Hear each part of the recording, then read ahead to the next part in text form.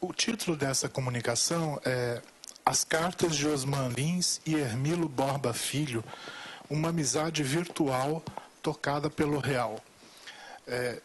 Só assim, para localizar toda essa questão, Osman Lins e Hermilo Borba Filho são conterrâneos, né? Eles são de Pernambuco, foram amigos, mas eu vou explicar isso no decorrer da comunicação.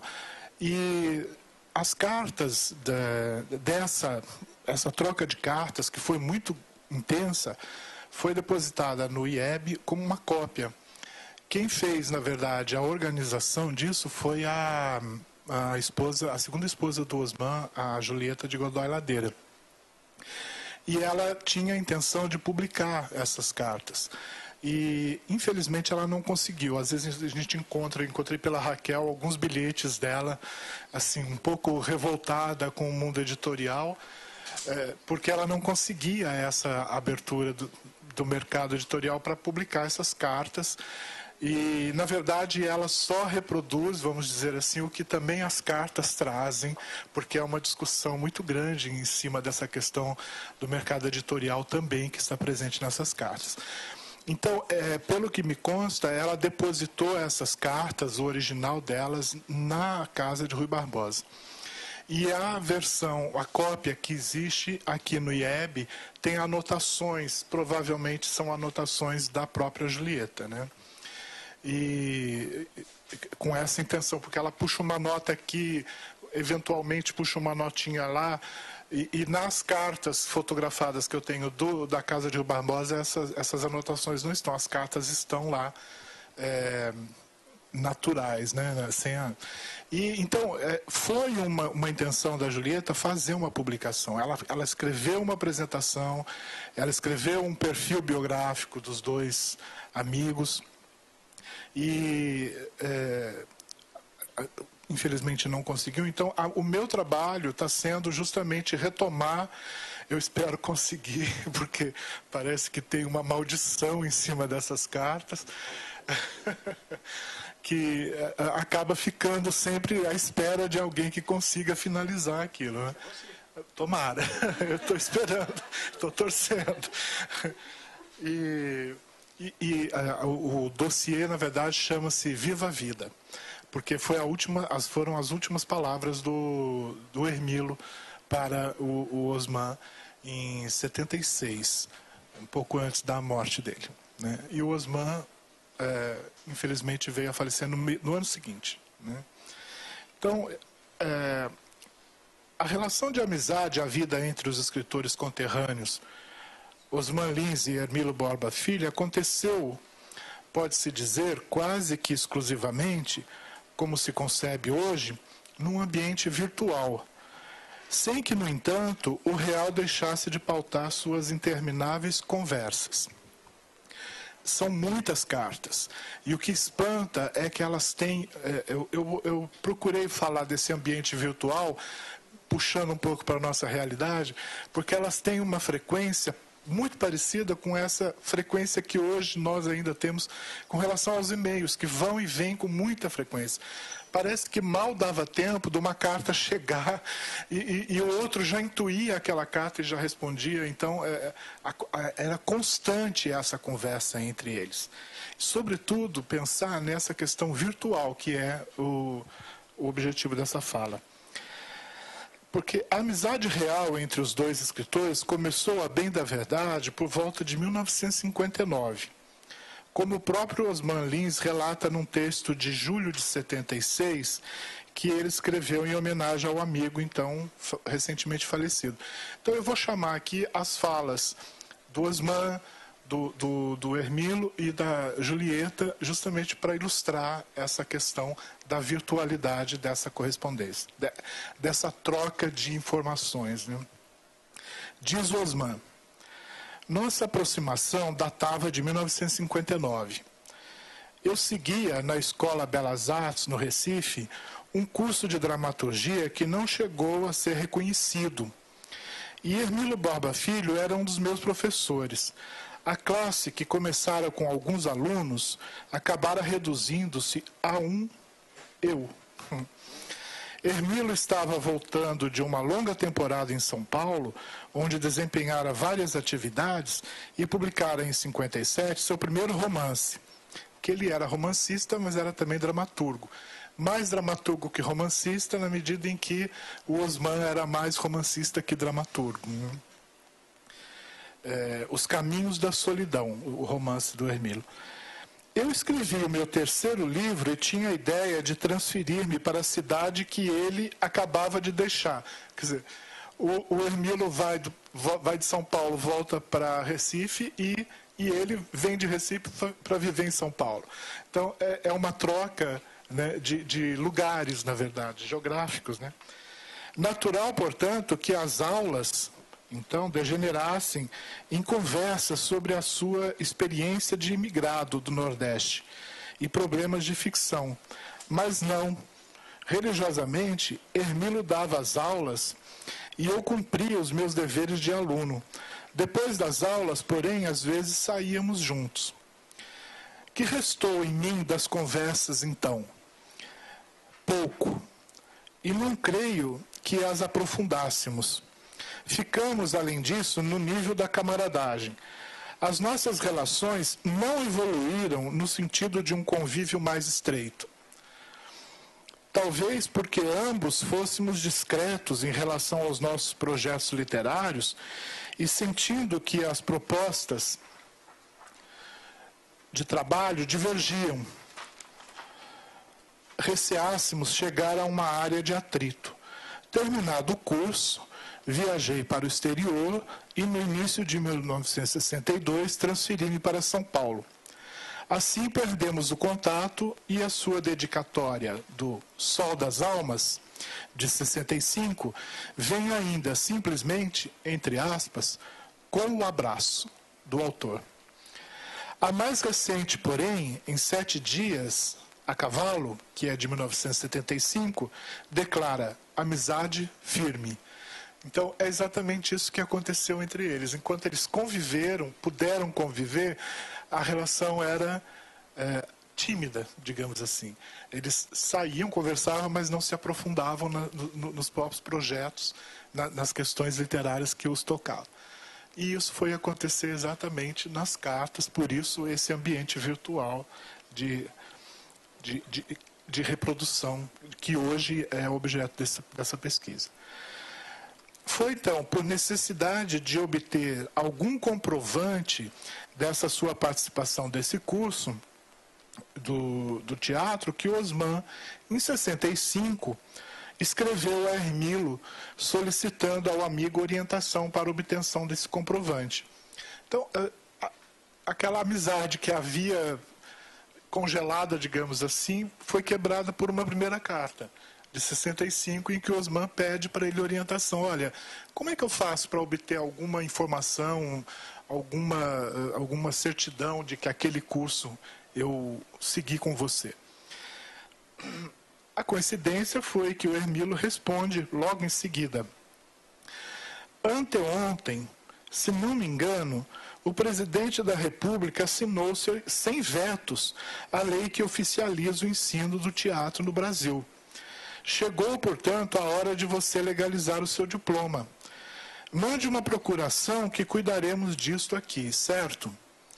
E Osman escreve em tréplica, no mês seguinte, já, primeiro na verdade, essa carta do Hermilo é do dia 30 de maio de 65. E a resposta do Osman é do dia 1º de junho de 65. Então, essa a simultaneidade, né? E o Osman escreve: Hermilo, onde estou eu nessa lei? Qual será meu diploma? Alguém na Escola de Belas Artes saberá? Abraços do Osman. Essa busca, então, por informação sobre a legalização do curso instauraria, sim, uma relação virtual entre eles que seria ainda mais forte do que a própria relação presencial que poderiam obter a partir disso, ou desenvolver a partir do encontro. Continua Osman, a respeito das datas inicial de 65 e final de 76, porque ele está escrevendo esse texto em 76, reportando as duas datas, justamente a data do encontro real e a data que finaliza o encontro virtual, né? Então, ele diz a respeito das datas inicial 65 e a final 76, que delimitaram essa relação virtual que eles alimentaram. Essas duas datas, diz Osman, não vai aí por acaso. Elas delimitam um período muito especial em nossas relações, o da amizade firme, entre aspas, da expressão do Hermilo. Só então nasceu verdadeiramente entre nós e que avultaria com o tempo. Residindo em São Paulo e ele no Recife, desenvolveu-se tal afeto de um modo todo literário, através das nossas publicações e de uma correspondência que abrangeria exatamente 11 anos, sem intervalos notáveis. Com o aprofundamento dos assuntos e com a frequência, isso agora já é a minha fala, né? Com o aprofundamento dos assuntos e com a frequência com que as cartas eram escritas, quase que diariamente ou ao mesmo no tempo exato de uma remessa e de uma nova chegada, considera Osman que as cartas assumiram assim um espaço super privilegiado de reconhecimento e de elaboração de forte amizade pelos laços afins da literatura e de suas produções ficcionais. Esta realidade virtual parecia-lhes, porém, tão satisfatória que os momentos reais que podiam estar juntos raramente os gastavam falando dos assuntos tratados nas cartas. Era um diálogo completamente diferente, o diálogo das cartas e o diálogo da realidade. Como hoje a gente acaba mantendo com as nossas comunicações virtuais e reais, né? Isso reforça a virtualidade da correspondência até mesmo como espaço de excelência da escrita e da produção textual, como reconhece novamente Osman Lins. Eu cito: de tudo eu ia tomando conhecimento ao longe e certa conversa longa, quase sempre planejávamos, nunca se realizou. Houve sempre desencontros e imprevistos, de modo que ou nos víamos apressadamente ou em companhia de outras pessoas, sendo-me impossível discutir com esse escritor que me afirmava, carta de agosto de 71, sofrer com o mundo e com aqueles que o povoam. Certas questões básicas provocadas pela leitura dos seus livros. Tais questões, em grande parte, diziam respeito a certas aderências entre a sua obra romanesca e esse mundo real com o qual ele sofria. Mas a resposta às minhas perguntas, quem sabe, talvez esteja na simples e lacônica frase com que ele, coisa estranha, encerra, sem mais uma palavra, apenas acrescentando o seu nome, a carta de 30 de março deste ano, 76, e a nossa longa correspondência, pois foi a última que me escreveu. E viva a vida. Que foi assim que ele terminou a última carta dele. Ele faleceu por um problema cardíaco. A testemunha privilegiada desta intensa e constante relação virtual foi, então, a esposa de Osman, Julieta de Godoy Ladeira, que tem um papel fundamental nessa questão, porque ela acompanhava essa troca, era amiga também do Hermilo, né, e do Osman, como esposa, ela acompanhava isso, e o Osman era extremamente disciplinado, por isso foi possível também, acredito, ela reunir todas essas correspondências e ser essa testemunha e essa viabilizadora dessa condição que nos permite hoje conhecer isso e pesquisar. A Julieta, que reuniu essas cartas por entendê-las como espaço exclusivo e especial de desenvolvimento desse rico diálogo entre os autores no período de 65 a 76, encerrando-se com a morte de Hermilo. Diz a Julieta: com força, humor e energia, os autores levantam seu cotidiano de lutas e procuras no período em que escreviam suas obras mais expressivas. Período em que dividiram também entre empregos, aulas, palestras, artigos, textos para teatro e TV, problemas de família, e o panorama político de uma nação que, além de absoluta insegurança pessoal, só oferecia... Desculpa, eu cometi um erro aqui, não estou sabendo direito exatamente, mas ela quer dizer que só oferecia atos institucionais repressivos, porque o período justamente dessa comunicação entre 66 e 76 é o período mais pesado justamente e que está presente nas cartas.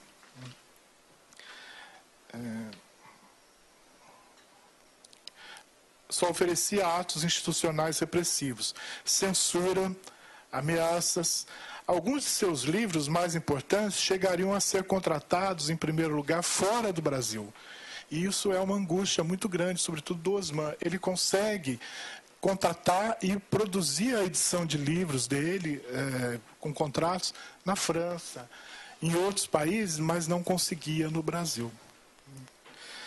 Mas nada os demoveria do objetivo estabelecido na juventude, a da nação de escrever. Com seus paraísos e infernos, os acompanharia sempre não só de perto, mas de dentro, diz a Julieta. Lutariam em muitas frentes pelo direito de se viver e de se escrever em liberdade, e por uma sobrevivência mais digna para todos. Parece que é um assunto constante entre eles, né? É Julieta ainda quem confirma a virtualidade das cartas. Tanto Osman quanto Hermilo viajavam bastante, em função do próprio ofício. Escritores atuantes trabalhavam pela divulgação de suas obras e da literatura brasileira em geral. Nem sempre comunicavam-se durante as viagens. O habitual era trocarem cartas escritas em casa, em suas mesas de trabalho. E ela ainda reafirma. Outra característica dessas cartas é a ausência de preocupações menores. Não há espírito de competição, não há nada senão amizade em seu mais amplo sentido, que, partindo do individual, abrange um modo especial de conviver e de sentir o ser humano. A preocupação constante, essa sim, é a de construir em alguma coisa distante de rótulos institucionais e de conceitos acadêmicos, conservadores. Desprezavam título e as chamadas pompas do mundo. Queriam renovar e, em sua ingenuidade própria de artistas, desejavam alertar para os nossos problemas maiores. Durante pelo menos o tempo desta correspondência, Osman Lins e Hermilo Borba tentaram diversas vezes, em visitas a Recife ou a São Paulo, conversar sobre literatura, sobre seus processos tão diferentes de criação. Nunca deu certo. Os encontros rápidos e alegres, em geral, incluíam outras pessoas, ou a temática, quando possível, girava distante, sem se fixar no ponto essencial aos dois, sempre mencionada nas cartas. E volto à fala do Osman.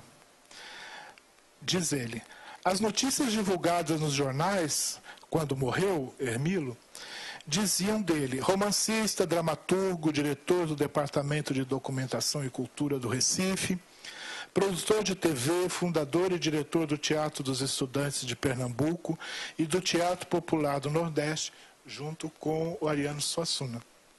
E uma grande equipe, né?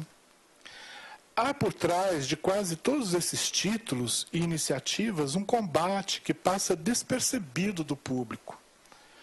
As incompatibilidades com as funções ou o empenho no sentido de renová-las, o doloroso esforço para arrancar de si certos temas, coisa frequente numa obra como a sua, onde a confissão ocupa lugar de tanta importância, as esperanças e até as certezas que se frustram, os longos adiamentos, as aflições de uma inteligência que muito ambiciona diante de um corpo que se recusa a tudo cumprir e, no entanto, executa, obedece o comovente amor ao seu povo. Quer dizer, tudo aquilo que os jornais, na verdade, diziam a respeito do Hermilo, nada era tão verdadeiro ou tão completo como aquilo que a gente pode ver pela própria fala do Hermilo na carta, que é um documento que, na verdade, não deveria digamos assim, existir, ou não existiria, não fosse também o trabalho da Julieta, né? Finaliza Osman. Tudo isso fez parte da vida de Hermilo. Como sabem todos os que o conheceram ou conhecem, a sua obra romanesca, o seu teatro nada tem de confessional. Mas foi através das suas cartas, desses 11 anos de correspondência, que me tornei uma espécie de testemunha, mais atenta e informada do que nos tempos em que eu era seu aluno, e vi-o mais de uma vez por semana. Muito raramente, essas cartas tratavam de alguma questão pessoal. Ora de um, ora de outro. Como no caso de Osman, é muito raro você encontrar algum fato assim do cotidiano da vida dele. Uma vez ou outra que ele comenta a respeito da filha que tinha uma costela a mais e tinha que fazer uma cirurgia e vinha para São Paulo. Mas isso era assim, passava como uma ilustração nas cartas, né? Ou mesmo num período em que ele juntou a grana que ele conseguiu, porque ele foi funcionário do Banco do Brasil, ele se aposentou e ele não teve nenhuma carreira brilhante no Banco do Brasil, porque ele se recusava a todas as oportunidades, porque ele queria exatamente ser só um funcionário com a oportunidade de ganhar o tempo e o dinheiro suficiente para que ele pudesse escrever no outro tempo. Em razão disso, até ele tinha uma disciplina que era absurda, que ele começava a escrever uma certa hora da manhã e parava a 1h da tarde, pontualmente. Ele pudesse estar no auge de um romance, de um enredo, de uma história, se fosse lá o que fosse, ele parava e, curiosamente, no dia seguinte ele retomava com o mesmo empenho. E tudo isso é possível saber porque ele era tão danado com relação a isso que ele registrava isso como um mapa da produção dele. O livro que ele escreveu, o Guerra Sem Testemunhas, justamente no período de 66, ele começa a narrar a respeito desse livro nas cartas e vai desenvolvendo ali, como o livro vai se dando, você encontra lá na casa de Rui Barbosa uma ficha com todas as datas, uma loucura. Comecei o capítulo tal em tal dia, tal hora, terminei o capítulo tal em tal dia, tal hora, portanto escrevi tantas páginas em tanto tempo, etc. e tal. Ele era obcecado por essa questão da ordem e da disciplina, né? Sim, tudo vira um diário, né? E a obra dele, ficcional, é assim, né? A Valovara é uma coisa que é um encaixe dentro de um encaixe. A Rainha dos Cáceres da Grécia, que é o último romance, é um encaixe de uma história de uma pessoa, de uma escritora que, enfim, tem reproduz-se, né, no tempo como eco aquela criação literária, né? E dele como leitor, professor, crítico, que é o personagem também. No caso do Hermilo, os momentos mais pessoais que aparecem nas cartas referem-se à sua separação da primeira esposa, Débora, e a sua união com uma ex-aluna, ou então aluna na época, que era a Leda. A Leda ainda vive, ela é secretária de Cultura do Recife. E ele permaneceu casado até o fim, e a Leda realmente foi a pessoa que mais colaborou para o desenvolvimento da obra também do Hermilo. Então, raramente há uma questão relacionada aos abortos que ela sofreu, mas nada assim que implique fofoca pessoal, na verdade. São coisas que, de uma certa forma, pessoais, mas que também estão implicadas no processo criativo deles, né? E a questão mais assim relacionada a esse fim do casamento foi que o Osman não se conformou com certas coisas, porque o Hermilo tinha um sentimento de culpa muito grande em relação a isso, e ele, na divisão da pensão, né, da pensão alimentícia, ele transferiu todos os rendimentos dele para a família, ficando realmente sem nada. Porque ele tinha um sentimento de culpa, sei lá, e que a família tinha que continuar tendo o mesmo padrão os 4 filhos e a esposa, a ex-esposa, que tinham quando ele estava junto. Então ele ficou na pior, digamos assim, e ele praticamente vivia um pouco também da ajuda da Leda.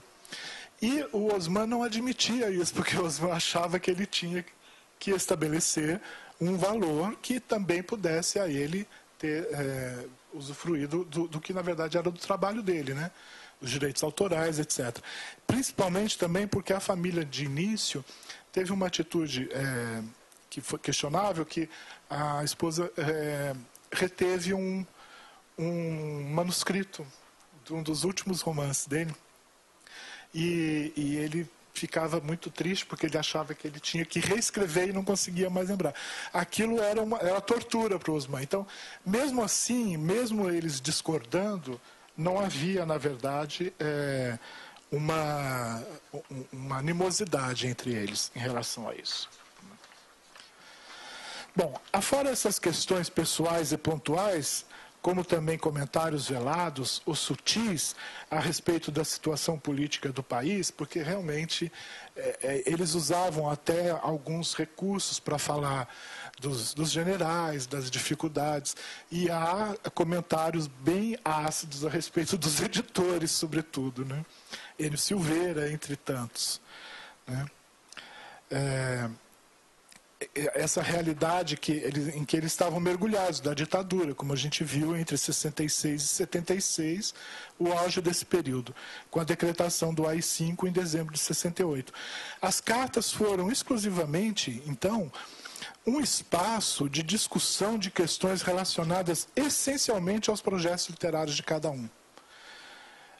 Seus embates com o mercado editorial e a dificuldade de conseguir editores conscienciosos que efetivamente respeitassem as obras e pagassem justamente por elas. Porque, nesse período, até o trabalho do revisor era o autor que tinha que pagar.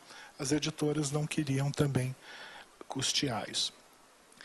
Eu estou terminando. Essa característica das cartas, em sua integridade, reforça-nos ainda mais a concepção de que essa correspondência se manifesta essencialmente como arquivo de criação dos autores, informando e respaldando suas obras, sobretudo no caso de Osman Lins, por sua característica extremamente disciplinada, como eu comentei. Essa condição virtual, portanto, encontra-se registrada nas cartas, tornando-as hoje um instrumento real e sofisticado de reconhecimento do universo dos amigos escritores, como nenhum outro documento poderia, então, talvez ter registrado, o que permite, ainda na concepção da Julieta, ler as cartas numa chave romanceada, ressaltando essa escrita como uma criação em todos os sentidos pretendidos. Então, a leitura tem sido tão, para mim, pelo menos, tão proveitosa e tão rica nesse sentido, porque é como se, ao mesmo tempo, a gente estivesse lendo uma produção ficcional também, ainda que os documentos também hoje possam ser considerados, né, material de escrita, né, ficcional. É isso. Obrigado.